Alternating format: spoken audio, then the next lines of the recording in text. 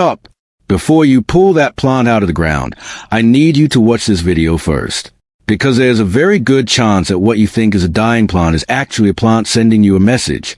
And if you know how to read it, you can fix it in 24 hours using things you already own. Things sitting in your kitchen right now. Things growing at the edge of your property that you've been calling weeds.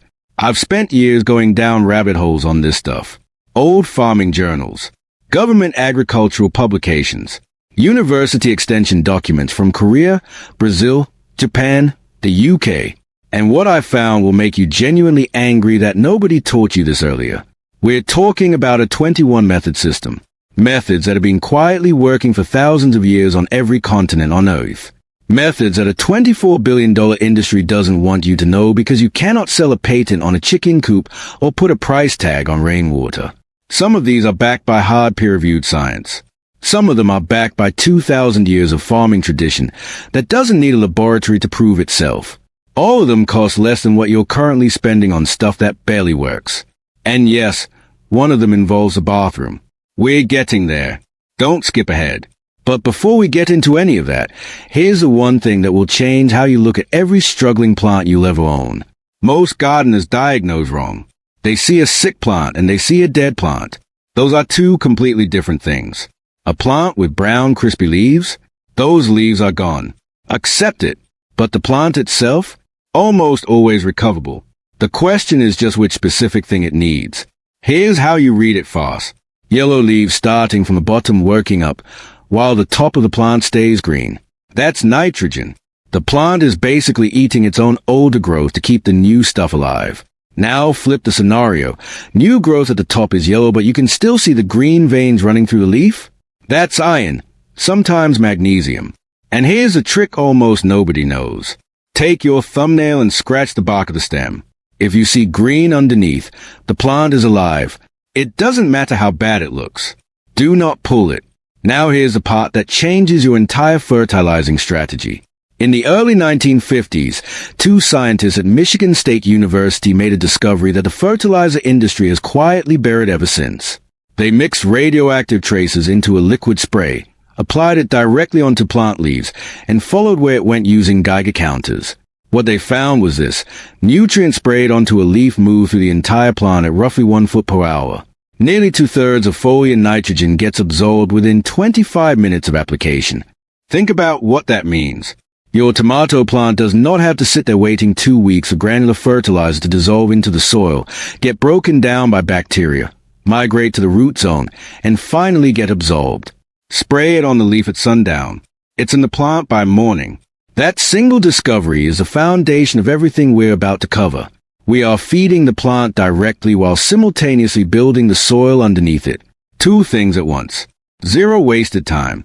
Some of what follows you've heard of. Some of it, I guarantee, you have not. And at least 3 of these, your great-grandparents used, your grandparents forgot, and the generation after them started paying money for an inferior chemical substitute. Let's go. Method 1 comes from ancient Japan, and it might be the most scientifically supported natural plant input on this entire list. Here's something that's been used in Asia for over 2,000 years that almost no American gardener has ever encountered. When we burn slowly in a low-oxygen environment, smoke rises off the pile. Cool that smoke down and it condenses into a dark, brownish liquid. That liquid is called wood vinegar, or in Japanese, Mokuksaku. It is not one single compound. It is over 200 active compounds pulled straight out of burning wood, including acetic acid, methanol, phenols, and a range of trace minerals that plants respond to at the cellular level. In 2025, a major meta-analysis published in the journal Agronomy pulled together data from 65 peer-reviewed studies covering 33 different crop types. The average yield increase was 21%. Plant biomass increased by 25%. Fungal disease was suppressed at the same time. This is not folklore. This is one of the most well-documented plant inputs in modern agricultural science, and I guarantee the person working the register at your local garden center has never heard of it. You cannot easily make this at home unless you run a charcoal kiln. But you can buy it. Look for wood vinegar made from bamboo or aged hardwood, cured for at least 3 to 6 months. A quart will cost less than a small bag of synthetic fertilizer and will last you an entire season. The dilution is critical. 1 part with vinegar to 200 parts water. That's roughly 1 teaspoon per gallon. No more. You can spray it on leaves or water it in at the root zone. The catastrophic mistake people make is going stronger. At 1 part in 100 it starts killing weeds. At 1 part in 33 it is a herbicide. The product that gave you a 21% yield boost will torch your garden if you double the dose. Teaspoon per gallon. That's it. If your tomatoes are battling early blight, your peppers have leaf spot, or your melons are losing to fungal pressure, this is the first bottle I would reach for. Method 2 involves something in your medicine cabinet, and what it does inside a plant is almost unbelievable. Here's what actually happens when a plant gets attacked. The moment a fungus, bacteria, or virus makes contact, the plant releases a compound called salicylic acid. That compound travels through the entire plant and activates what scientists call systemic acquired resistance, essentially the plant's own immune system switching on at full power. This was documented in a landmark 1990 study published in the journal Science. The active ingredient in aspirin is acetylsalicylic acid.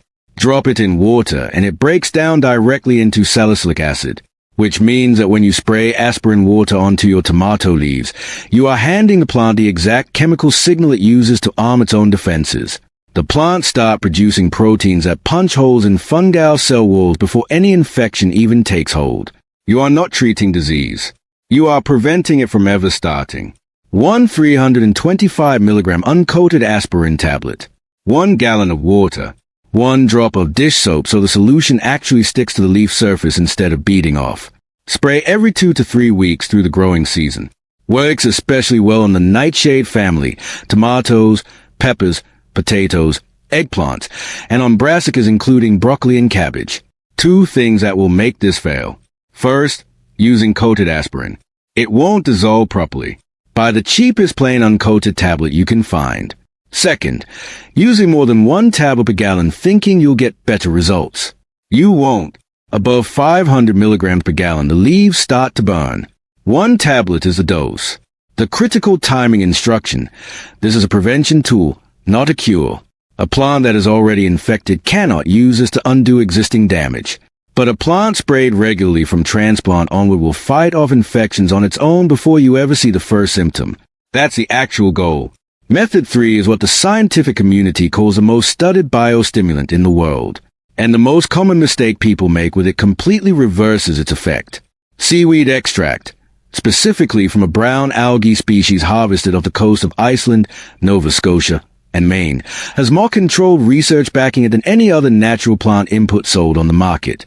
The reason comes down to chemistry. Seaweed contains cytokinins, the hormones that tell a plant to produce new shoots. It contains auxins, which drive root development. It contains gibberellins, which control stretching and flower formation. It contains betaurins and amino acids that help a plant survive the specific stresses of transplant shock, drought, and extreme temperature. This is not fertilizer in the conventional sense. This is biological instruction. You spray it on a struggling plant, and you are telling that plant's own system to get back to work. A study at Dalhousie University showed that within 24 to 96 hours of application, the plant's hormone-producing genes begin firing at a measurably higher rate. A researcher in South Africa showed that cabbage transplants dipped in diluted seaweed extract had 33% more leaf weight 4 weeks later compared to untreated controls. Buy liquid kelp at any decent garden store or make your own if you live near the coast. Collect seaweed that's washed ashore after a storm. Rinse it twice in fresh water to strip the salt. Chop it up, stuff it into a bucket half full, cover with water, and ferment for 2 to 3 weeks before straining. Here is a mistake that will ruin your results. Going too strong. A study from the University of Natal showed seaweed extract at 1 part per 100 actually slowed root growth on tomatoes. The same product at 1 part per 600 boosted root growth by 60%. The active compounds in seaweed are hormones. They work at trace concentrations. The same way a tiny amount of hormone triggers massive responses in the human body, more is not better here. It is actively worse. A frostbitten transplant. A pepper that's been sitting wilted for a week. A seedling that just got put in the ground and is sulking. That's what this method is for. Method 4 is an emergency procedure, and if you've lost plants or rot before, you needed this years ago. There's a specific kind of plant death that looks like drought stress even when the soil is completely soaked. The leaves wilt. The stems go soft. But the soil is wet. What's happening underground is catastrophic. The roots are sitting in oxygen-depleted water, and two fungi, Pithame and Phytophthora, which already live in your soil dormant under normal conditions, have woken up and are eating the root system from the inside out. By the time you see the symptoms, the damage is usually already severe. The solution is $1. The brown bottle of 3% hydrogen peroxide at any pharmacy. Hydrogen peroxide is structurally identical to water, except it carries one extra oxygen atom. When it hits the soil, it breaks apart into water and pure oxygen. That oxygen does two things simultaneously. It oxidizes and kills a rot fungi on contact, and it reoxygenates a compacted, waterlogged root zone so that any surviving roots can breathe again. 1 tablespoon of 3% hydrogen peroxide per cup of water. Pour it through the root zone until it runs out the bottom drainage holes on a container plant. For in-ground plants, use a watering can at the same ratio and saturate the soil around the base. Repeat every 3 to 4 days for 2 to 3 weeks. Watch for fresh white root tips on a gentle pull test. That's your sign the rescue worked. 3 mistakes. First and most dangerous. People buy 35% food-grade peroxide and apply it at the same ratio. That will chemically burn your roots off in minutes. Use the 3% drugstore version. Only. Second, immediately after treating with peroxide, people dump in compost tea or probiotic products to rebuild soil biology. Wait a minimum of 1 week. Peroxide doesn't distinguish between harmful fungi and beneficial microbes. It kills everything. Third, never combine peroxide with bleach. The gas that reaction produces is genuinely toxic. If you catch root rot early, you'll see new healthy root growth in 5 to 7 days. If the entire root ball is already black mush, the plant is gone. But caught in time, this combination of dollar store chemistry and basic physics saves plants that every other method would write off. Method 5 is going to completely change how you handle powdery mildew, and it costs a splash of milk. In 1999, a scientist in Brazil named Wagner Betchel set up a controlled experiment because he was exhausted watching organic farmers lose cucurbit crops to powdery mildew every season with no affordable solution. He divided his test plants into 3 groups: plain water, synthetic fungicide, and fresh cow's milk diluted to 10% in water, sprayed twice a week. The water group had 56% disease severity by the end of the trial. The synthetic fungicide brought it down to 9%. The milk, 10%. Statistically no different from the chemical. Published in the journal Crop Protection. Replicated independently by researchers in Australia. Adopted commercially in New Zealand wine country. Recommended officially by the Brazilian government. This is not a coincidence. When milk dries on a leaf surface in direct sunlight, the proteins and riboflavin react with ultraviolet light and generate oxygen radicals. Those radicals collapse the cell walls of fungal spores within hours. A milk protein called lactoferrin ruptures fungal membranes directly, and the lactic acid bacteria that naturally live on the leaf surface use the milk as a resource to outcompete the pathogen for space and nutrients. 3 separate antifungal mechanisms in one spray that cost you essentially nothing. 1 part milk to 9 parts water. Fat content doesn't matter because the fat is not the active component. The proteins are. Apply on a sunny morning between sunrise and noon. The UV activation is not optional. This chemistry does not happen in the shade or after dark. Reapply every 7 days during active disease pressure and after any rain event. 2 critical mistakes. 1. Using plant-based milks. Oat milk, almond milk. Soy milk contain none of the proteins that make this work. Real dairy only. 2. Going more concentrated thinking you'll get faster results. Above roughly 20% milk, the leaf surface gets sticky and waxy, attracts mold, and your sprayer clogs. 1 part to 9 parts. That's the ratio. If you raise backyard chickens and a milk goat, you have a completely free fungicide factory. If you buy milk from the grocery store, you're still spending less than 50 cents per treatment. Method 6 comes from an Englishman who spent 20 years on one farm proving that the most powerful fertilizer you can grow is a plant most people walk right past. In the English county of Essex in the 1950s, a researcher named Lawrence Hills ran a plant called Comfrey through decades of systematic testing. Deep taproots, sometimes 5 or 6 feet straight down into subsoil that most garden plants never reach. Those roots mine potassium, calcium, silicon, and magnesium from deep layers and carry them up into the leaves.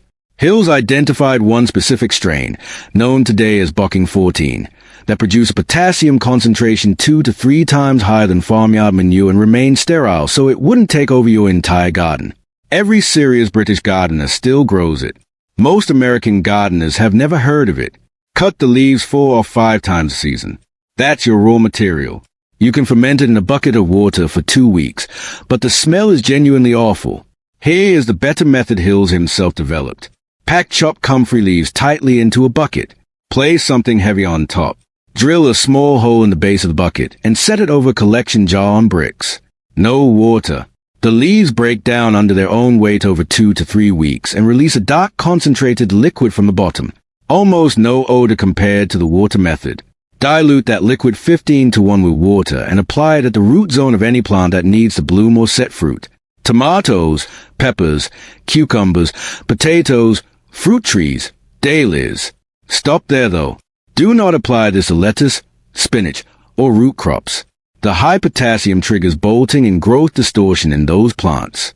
By bocking 14 root crowns from a seed company for a few dollars. Plant them once. Feed your garden with them for the next 3 decades. Method 7 is a $20 purchase that becomes 2 years of fertilizer, and it contains a growth compound that science didn't discover until 1977. Alfalfa pellets.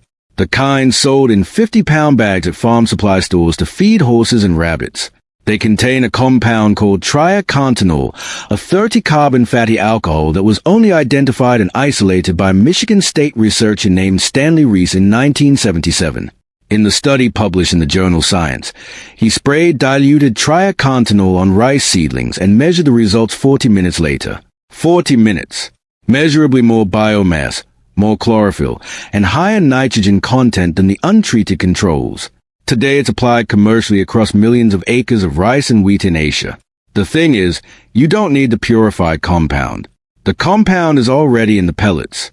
1 cup of alfalfa meal or pellets in a 5-gallon bucket of water, stirred once a day for 2 to 3 days. Pour roughly 1 gallon of the resulting tea around the base of any flowering plant once per month through the growing season. Rose growers who've been doing this for decades report double bloom counts. It works equally well on tomatoes, peppers, and most perennials. 2 things to avoid. Don't spray the full-strength tea directly on leaves. It burns them. 1/4 cup of meal per 5 gallons if you want to use it as a foliar. And don't apply it in late fall to flowering perennials. It signals a plant to push out tender new growth that the first frost will immediately kill. $20 of alfalfa pellets will cover a 1/4-acre garden for 2 full seasons. Whatever's left over feeds the rabbits. Method 8 is thousands of years old, backed by modern biochemistry, and it smells exactly the way you'd expect. Before synthetic nitrogen existed, humans fed their crops with fish, not as a metaphor or as folklore, as practical biochemistry that we now fully understand. Fish protein breaks down in soil into free amino acids. Plants can absorb amino acids directly through their roots without waiting for microbial mineralization. There is no lag time. The nitrogen is immediately available. The modern version is called fish hydrolysate. Whole fish or fish byproduct processed cold using enzymes, preserving all the proteins, oils, amino acids, and natural chelating compounds. This is fundamentally different from the fish emulsion most garden stores carry, which is heat process, stripping out the oils and denaturing the proteins. You're left with something that has nitrogen but lacks most of what made the original product effective. If you have access to fresh fish scraps, you can make your own. The Korean natural farming version uses equal parts fish scraps and brown sugar laid into a loosely covered plastic or clay container. Never a sealed lid. The fermenting material produces gas. A sealed container will explode. The fish liquefies within days and the mixture is usable in about a week, fully cured in 2 months. It smells intensely but surprisingly more like sweet soy sauce than you'd expect. Apply at 1 teaspoon per gallon of water at the root zone or as a foliar. 1 teaspoon. It is highly concentrated. The hard rule: stop applying this once your tomatoes or peppers begin setting fruit. Excess nitrogen at that stage drives leaf and stem production at the expense of the fruit itself. You end up with enormous plants and almost nothing worth eating. Method 9 is the one manure on earth that breaks every rule about manure. Every other manure either need to be composted for months, carries weed seeds, or burned plant roots with excess ammonia if applied fresh. Rabbit manure does none of those things. Old farmers called it cold manure. The nitrogen is bound in a slow-release form that doesn't burn. The pellets are dry, nearly odorless, and they crumble into the soil naturally. Apply them straight from under the hutch the same day with no processing required. Nitrogen content runs 2 to 2.5%. Compare that to cow manure at roughly 0.5%. On a per-pound basis, you're getting 4 to 5 times more available nitrogen. From rabbit pellets, the phosphorus levels are comparable to chicken manure without the ammonia problem. To make rabbit manure tea, a couple cups of pellets in a mesh bag or tied-off pillowcase, soaked in a 5-gallon bucket for 2 to 3 days with daily stirring, diluted down to the color of weak tea before application. Visible greening in 3 to 5 days with no risk of burn on tomatoes, peppers, leafy greens, brassicas, or even container houseplants at half strength. The one caution: if your rabbit is currently on antibiotics or deworming treatment, skip the manure for 2 weeks. Those compounds pass through. Give the system time to clear before collecting. Method 10 is powerful enough to either transform your soil or wreck your crop, depending on which side of one rule you fall on. Wood ash from a clean hardwood fire contains roughly 25% calcium carbonate, 4 to 10% potassium, 1 to 2% phosphorus, plus boron, copper, manganese, and magnesium in plant-available form. It is one of the most mineral-dense byproducts you can get from your property entirely for free. Most people throw it on the driveway in winter. The transformation it creates in soil chemistry is real and fast. Within weeks, it raises soil pH, delivers soluble potassium to fruiting plants, and provides calcium that strengthens cell walls in stems and developing fruit. For plants growing in overly acidic soil, it is genuinely transformative. The problem is it works in one direction only, and there's no taking it back. If your soil is already at neutral pH or above, adding wood ash pushes it into alkaline territory where most vegetables struggle to uptake nutrients regardless of how much you fertilize. The plants that respond well to it, brassicas of every kind, asparagus, beets, tomatoes, stone fruits, lawn grass. The plants that will suffer or die, blueberries, rhododendrons, azaleas, camellias, hydrangeas if you want blue flowers, and conifers of any kind.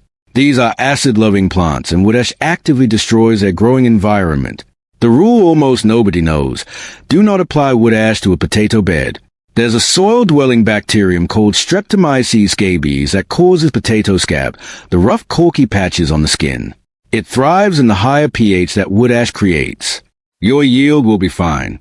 Your potatoes will look terrible. Application rate: roughly 20 pounds per 1,000 square feet per year. Spread thin on a calm day, work it into the top inch or two of soil, and water it in. Only clean firewood ash. No plywood, no painted lumber, no glossy paper, no charcoal briquettes. Those contain heavy metals and formaldehyde. Method 11 is so specific, so cheap, and so ignored that gardeners lose a portion of their brassica crop to it every single year without ever knowing what caused it.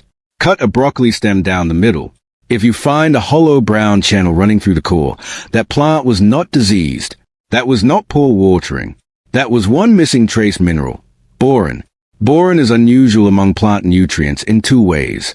First, the plant only needs it in extremely small amounts, fractions of a part per million. Second, once it's deposited in a leaf or tissue, it cannot move.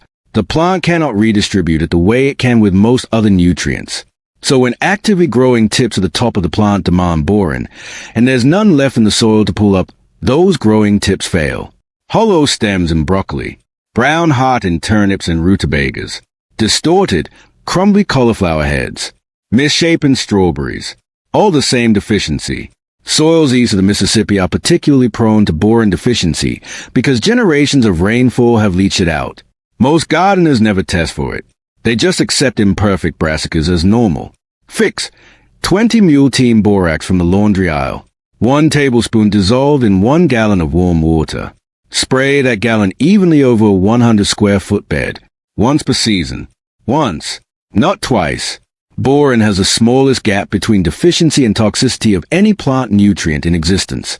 Under half a part per million, the plant starves. Over 4 part per million, the plant dies. You are threading a very narrow needle. and you do it only once per season. Non-negotiable rule: beans, peas, lentils, and soybeans are extremely sensitive to boron. Keep your borax application at minimum 10 feet from any legume in any direction. A dose that give your broccoli perfect tight heads will kill your green beans outright. Methods 12 through 15 come from one farming system developed in South Korea that has trained over 18,000 farmers across 30 countries and received formal documentation from the University of Hawaii. Cho Han-kyu was a South Korean farmer who spent the early 1960s studying under Japanese natural farming masters, and then spent the rest of his life refining and teaching what he learned. He called the system Korean natural farming. He passed away in 2025 at age 90. What follows are 4 of his core recipes, starting with the one that solved the most common tomato problem in America: blossom end rut. You've seen it. Black, sunken, leathery patch at the base of an otherwise beautiful tomato. The standard explanation is calcium deficiency. The fuller explanation is that calcium exists in your soil but isn't reaching the developing fruit fast enough during the critical period of cell formation. Adding immediately available soluble calcium to the plant supply creates a buffer that prevents that failure. Cho's method creates something elegant. Eggshells are calcium carbonate, locked, solid, not plant available. Vinegar is acetic acid. When they react, they produce calcium acetate, which dissolves completely in water and moves directly into the plant on contact. You are converting mineral-form calcium into liquid-form calcium using chemistry happening in a jar on your countertop. Roast dry eggshells in a cast iron pan for 30 minutes until lightly browned. This removes the inner membrane which would otherwise rot. Crush them coarsely. Combine 1 part crushed shells with 10 parts vinegar in a glass jar. Cover with cloth, never a lid. The reaction generates carbon dioxide and a sealed jar will shatter. Wait 1 to 3 weeks until bubbling completely stops. Strain. Dilute 1 teaspoon of the finished liquid per gallon of water. Apply as foliar spray or root drench starting just before flowering and continuing through fruit development. Critical honest note: this will not reverse blossom end rot that already exists on a forming fruit. That fruit is compromised. But every new fruit that sets after you begin this treatment will develop clean. Apply before the problem appears, not in response to it. The second Korean natural farming recipe, Method 13, is built on the observation that the most biologically active part of any plant is wherever it's growing fastest. Growing tips. New shoots just before sunrise, 2 or 3 days after rain when microbial populations on the leaf surface are at their peak. Those tips are saturated with plant hormones, enzymes, and growth compounds that the plant concentrates wherever new cells are being produced. Fermented plant juice captures those compounds. Cut growing tips from whatever is thriving and growing aggressively on your property: mugwort, comfrey, nettles, bamboo shoots, purslane, sweet potato vine. The rule that most people miss: do not wash them. The wild lactobacillus and yeast living on the leaf surface are your fermentation agents. Water kills them. Cut the material into short pieces. Weigh it. Combine 3 parts plant material with 1 part raw unrefined brown sugar, the kind sold as panela or jaggery in Asian or Latin groceries. Pack loosely into a jar to 1/3 full. Cover with breathable paper or cloth. Leave at room temperature. In 5 to 10 days, the sugar draws moisture and chlorophyll from the leaves through osmosis while wild fermentation takes over. A dark, fragrant liquid collects at the bottom of the jar. Strain it. That's your fermented plant juice. Dilute 1 tablespoon per 2.5 gallons of water. Apply as foliar spray or root drench once a week. Early morning or evening only, never in midday sun. The liquid delivers plant hormones, live lactic acid bacteria, free amino acids, and trace minerals from whatever species you harvested. Honest disclosure: university-level controlled trials on fermented plant juice specifically are limited. The chemistry is sound. The farming tradition behind it spans multiple countries in decades. Run your own tests on half your plants before committing everything to it. Method 14 captures something that is already living on every vegetable in your garden and grows it into a billion-strong microbial workforce in a quart jar. Every head of cabbage, every cluster of grapes, every fruit hanging in your garden carries lactic acid bacteria on its surface. The same family of microorganisms that ferments yogurt, sourdough, kimchi, and sauerkraut. Johan Q developed a simple two-stage method to harvest these wild bacteria from your own kitchen and concentrate them into a liquid that rebuilds soil biology, suppresses fungal pathogens, and freeze-lock phosphate in ways that commercial fertilizers completely ignore. Stage 1. Take 1 cup of uncooked rice. Rinse it once with dechlorinated water and discard that rinse. Rinse a second time more vigorously. The water will run cloudy. That cloudiness is the starch and surface biology you want. Pour that second rinse into a quart jar, filling it about 2/3. Cover with a paper towel or cloth and leave in a dark cabinet for 3 to 5 days at room temperature. It will turn slightly sour. That's fermentation beginning. Stage 2. Skim off any surface film and discard it. Pour the clear liquid from the middle of the jar into a half-gallon container. Add 10 parts whole milk to 1 part of your rice starter. Cover with paper. Leave for 3 to 7 days. The mixture separates into white curds on top and a clear yellow-tinted liquid on the bottom. That bottom layer is your lactic acid bacteria serum, carrying somewhere between 100 million and 1 billion live lactobacillus per milliliter. Strain off the curds. Feed them to chickens or add to compost. Refrigerate the serum for up to a year or stabilize it with equal parts brown sugar for shelf storage. Apply it 3/4 teaspoon per gallon as a foliar spray, root drench, or compost activator. Documented in agricultural research to inhibit Pythium, botrytis, and Phytophthora. Freeze phosphate bound in soil particles. Eliminates odor in compost piles and animal enclosures. Cost 1 gallon of milk and 1 cup of rice. Enough to treat a full garden through an entire growing season. Method 15 uses a byproduct that homesteaders pour down the drain every week without realizing what they are wasting. If you make yogurt, soft cheese, or any cultured dairy at home, the liquid you strain off or discard after the curds form is whey. And whey is structurally nearly identical to the lactic acid bacteria serum from previous method. Live lactobacillus, residual milk sugars, minerals, and water. The fermentation already happened. You don't have to make it. It made itself. 2 applications. As a fungal disease treatment, dilute 1 part whey to 9 parts water and spray on a sunny morning exactly like the milk treatment in method 5. Research published in 2008 confirmed whey at this concentration reduced powdery mildew on cucumbers by 70 to 94%. As a microbial soil inoculant, dilute to 1 teaspoon per gallon of water and apply at the root zone. The thing to know, whey from yogurt or natural cheese made with live starter cultures contains active bacteria. Whey from heavily pasteurized commercial products may have a mineral but lacks the biology. Use the real stuff and refrigerate it promptly. Lactobacillus keep fermenting at room temperature. Leave it sealed at room temperature for a week, and the pressure when you open the bottle will surprise you. Every quart of whey you produce at home is a full season supply of free disease prevention and microbial inoculant for a significant planting area. The best inputs in this system are always the ones you were already discarding. Method 16 turns food scraps into what 20 years of university research describes as the single most effective soil amendment you can apply. Norman Aroncon spent 2 decades at Ohio State University and the University of Hawaii running controlled trials on one thing.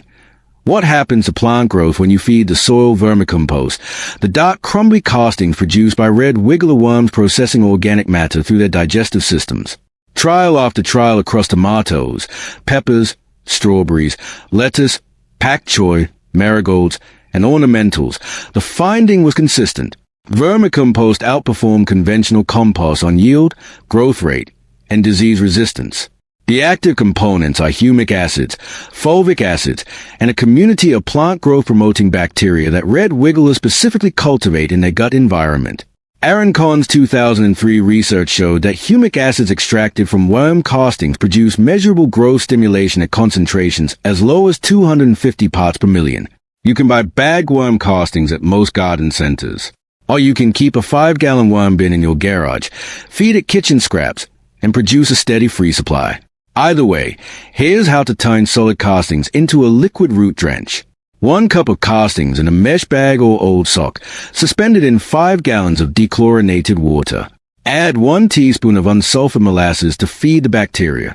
Run an aquarium air pump through a bubbling stone at the bottom of the bucket for 24 hours. The oxygen multiplies the beneficial microbial population. Use a finished tea within 4 hours before the microbes begin dying as oxygen levels drop. Dilute 1:5 with fresh water before applying. Strain through cheesecloth first if you want to use it as a foliar spray. The honest ranking. Solid castings top dressed directly around plants consistently outperform the tea. If you have to choose a solid material. The tea is supplementary. And 1. Hard rule. Never spray manure-based compost tea directly on leafy greens you'll eat raw. Apply at the root zone only for edible crops. Method 17 handles a food waste that every other composting system in this list refuses. Bokashi is a Japanese fermentation system that has been standard household practice in Korea and Japan for 5 decades. Here's what makes it different from every other composting approach. It processes everything. Meat scraps, dairy, cooked food, bones, citrus rinds. The things that destroy a regular compost pile and attract animals. Bokashi handles all of it in a sealed bucket using a specific culture of microorganisms developed by Dr. Teruhiga in Okinawa in the 1980s. The setup is a 5-gallon bucket with an airtight lid and a spigot at the base. Alternate layers of food scraps with inoculated bran. Press them down firmly and seal the lid. Inside the sealed bucket, the microbes ferment everything anaerobically over 2 weeks. The result is pickled pre-digested food material ready for rapid burial in the garden where it breaks down quickly into finished compost. But here's what most people using Bokashi never think about. As the material ferments, liquid drains down and collects at the bottom. You open the spigot every few days and drain it. That liquid, the Bokashi leachate, contains potassium, phosphorus, and an extremely dense concentration of beneficial microorganisms at a pH around 3.5 to 4. Dilute it 100 to 1 before applying at the root zone as a microbial inoculant every 2 weeks. At full concentration, it's too acidic for direct plant contact. At diluted concentration, it's an effective biological treatment. Honest note, this is not a complete fertilizer on its own. The nitrogen content is low. Use it as a microbial tool alongside other nutrient inputs. The use almost nobody mentions. Pour the undiluted leachate directly into your drains, toilet, or septic tank. The lactic acid bacteria break down sludge, eliminate odor, and balance the microbial environment of your plumbing system. People who've done this for years report dramatically reduced septic issues. Method 18 is growing wild along your fence line right now, and it matches commercial synthetic nitrogen in controlled field trials. Stinging nettles. The plant you've been avoiding because it bites you when you brush past it. The French have been fermenting it in buckets and using the resulting liquid on their garden for centuries. They call it purin d'ortie. Modern research has now confirmed what French farmers already knew. A 2021 study published in the journal Sustainability tested fermented nettle extract directly against commercial urea fertilizer on green beans. The nettle extract matched the synthetic for stem height. It significantly raised iron levels in the leaves. The yield difference was modest. A free weed from the fence line, performing at the level of a commercial chemical. That's the result. Nettle's nutritional profile is remarkable. Free amino acids including asparagine and arginine, both nitrogen-rich. Iron, magnesium, calcium, copper, zinc, and silica all mined from deep in the soil by the plant's root system. Estimated nitrogen-phosphorus-potassium ratio around 5:1:1. Wear gloves. Cut about a pound of fresh nettles, stems, and leaves, leaving the roots in the ground to regrow. Stuff them into a 5-gallon bucket. Fill 3/4 with rainwater or dechlorinated water. Cover loosely and set it somewhere downwind of anything you care about. Stir every couple of days. In 10 to 14 days, the smell transitions from sharp and harsh to deeper and earthier. That shift is your signal it's ready. Strain into a clean container. Dilute 1 part nettle tea to 10 parts water for soil application. 1 to 20 for foliar spray. Apply every 2 weeks to leafy greens, brassicas, tomatoes, and early vegetative growth. Stop applying once tomatoes begin setting fruit. Stop on legumes entirely. They fix their own nitrogen and extra pushes them out of balance. Stop on root vegetables where high nitrogen drives leaf growth at the expense of the root. Yes, it smells while it's brewing. Set it far from the house. Cover it. Walk away. The smell is proof the fermentation is working. Method 19 is the most controversial entry on this list, and the peer-reviewed science is messier than the podcasts tell you. Actively aerated compost tea became enormously popular in the late 1990s and early 2000s after microbiologist Elaine Ingham at Oregon State University promoted the concept. Steep quality compost in water, bubble air through it for 24 hours, and watch the beneficial bacteria multiply into the billions. Apply that biological soup to your plants and soil. The concept is scientifically sound. The real-world evidence is inconsistent. A 5-year trial by researchers at Bartlett Tree Experts and Morton Arboretum compared actively aerated compost tea against wood chip mulch and solid compost top dressing on urban trees. Wood chip mulch increased tree biomass by 170% over the control group. Solid compost increased it by 82%. Compost tea showed no statistically significant effect. A 2002 review by Shoirel and Mahaffey documented enormous batch-to-batch variability, making reliable outcomes essentially impossible to guarantee.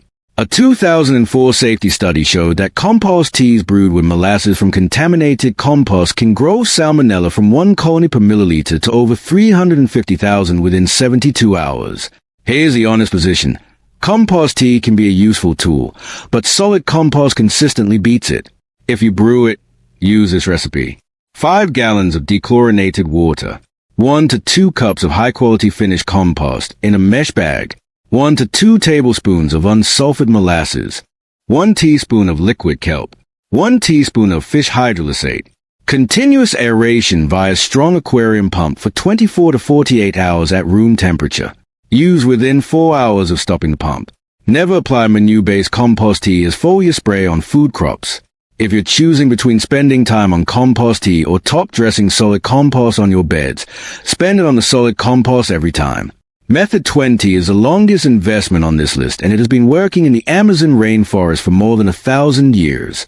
When Spanish explorers traveled the Amazon basin in the 1500s, they found large patches of black soil unlike anything in the surrounding jungle. Dense, deep, extraordinarily fertile in an ecosystem where most soils are notoriously poor and thin.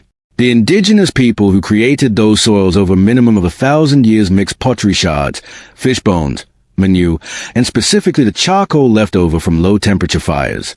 Those patches are still among the most productive soils in Amazonia today, 500 years after the people who built them disappeared.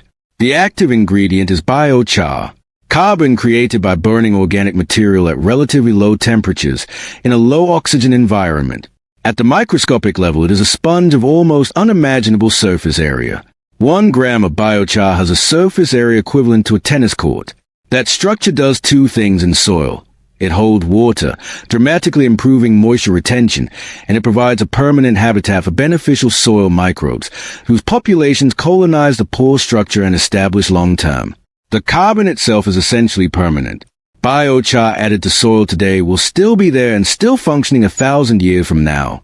The catch that almost no online article mentions: fresh biochar is a nutrient-empty sponge.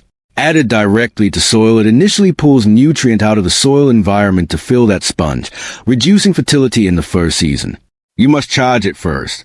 Soak fresh biochar for 48 hours in something biologically rich: diluted worm casting tea, fish hydrolysate, compost tea, or diluted aged urine. The biochar absorbs it all. Alternatively, mix it 50-50 with finished compost and keep the mixture moist for 2 weeks. The compost charges the char. Then incorporate the charged biochar into the top 6 inches of soil at no more than 5 to 10% of total soil volume. Don't expect dramatic first-season results. By year 2, moisture retention improves noticeably. By year 3, plant performance in that bed begins to visibly exceed adjacent untreated beds on less fertilizer input. By year 10, you have built something that will outlast you. Cornell's Johannes Lehrman has dedicated his career to documenting this effect. It is real.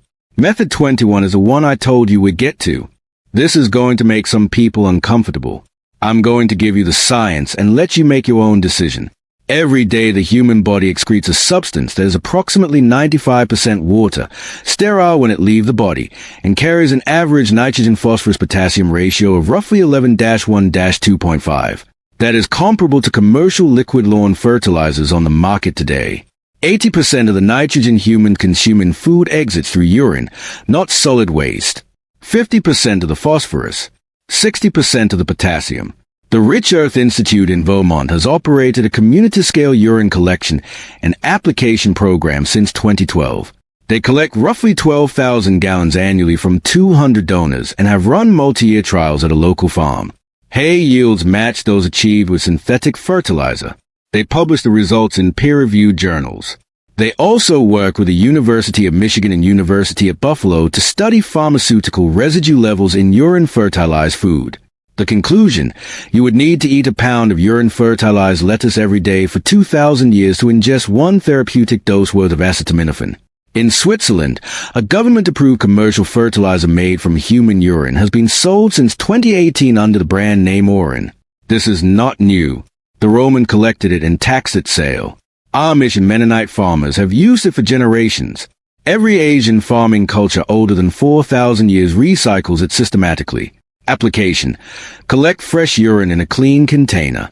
Dilute 1 part urine to 10 parts water for established plants. 1 to 20 for seedlings. Apply at the root zone only. Never on leaf surfaces. Never on edible portions of food you'll harvest within the next 4 months. For crops eaten raw, World Health Organization guidelines recommend storing urine sealed in a closed container for 6 months at room temperature before application. The urea breaks down to ammonia, which eliminates any potential pathogens. For cooked crops, 1 month of storage is sufficient. 2 things that ruin it: applying it undiluted, which causes saltburn, and using it in container plants where salt accumulate and cannot leach out. This is the most nutrient-dense free fertilizer most people in this country flush directly into the municipal sewer system every single day. Now, here's where I need to say something directly. What you just watched is not a collection of tips and tricks. It is a complete alternative system. A system that predates a chemical fertilizer industry by thousands of years, that operates on principles a fertilizer industry cannot package, cannot patent, and cannot sell you twice. The Haber-Bosch process changed the world in 1913. Synthetic nitrogen has fed billions of people. That is a real achievement that deserves acknowledgement. But the system it created taught 3 generations of farmers to feed the plant while systematically degrading the soil underneath it. The dead zones in the Gulf of Mexico, the collapsed microbiology across millions of acres of American farmland, the soil structure loss on the Great Plains, those are all downstream of that same achievement. You, however, are not trying to feed half the world. You are trying to feed your family. Maybe sell some tomatoes at a Saturday market. And at that scale, the old methods do not just compete with what's in the plastic bottles. They beat it, consistently, on the biology, on the soil health, on the long-term productivity, and on the cost. Foliar seaweed beats granular synthetic on a transplant. Milk spray matches commercial fungicide on powdery mildew. Rabbit manure tea greens up a tomato plant faster than the blue crystal stuff at the garden center. And every single one of those methods improves the soil at the same time it feeds the plant. The synthetic never does that. Pick 3 or 4 methods that fit what you already have. Chickens? Fish hydrolysate. You make yogurt? Use the Whey. Wood stove? You're sitting on free soil amendment all winter. Near the coast? Go collect some seaweed. Start with your situation and build from there. Apply foliars in the early morning or evening. Never in midday sun. Dilute everything. Always dilute more than you think you need to. Test on a few plants before you commit your whole garden. And pay attention to what the plant is showing you, because the plant is always telling you exactly what it needs. Yellow from the bottom is nitrogen. Yellow new growth with green veins is iron. Black on the tomato bottom is calcium and water consistency. Wilted in wet soil is root rot, and you need the peroxide. You've got a fertilizer factory in your kitchen, your wood pile, your animal enclosures, your fence line, your compost, and yes, your bathroom. The gardener who learns to work all of them never needs to buy another bag of fertilizer again. That's the goal. That's what this channel is about. If this is the first time you found the Yield Vault, you are going to want to stay. Because this is the only place where we go this deep on what actually works, what the research actually says, and what farmers have quietly been doing for thousands of years that the industry never wants to show up in your algorithm. Right now, there are growers watching other channels getting surface-level tips that will have them buying products every season for the rest of their lives. You just watched something different. And if you do not subscribe before you close this video, you will miss what's coming next. The next video covers a complete integrated system that turns 5 common farm and garden byproducts into a full season fertility program that costs effectively nothing. Timestamps and sources in the description. Subscribe, hit the notification bell, and I will see you in the next one.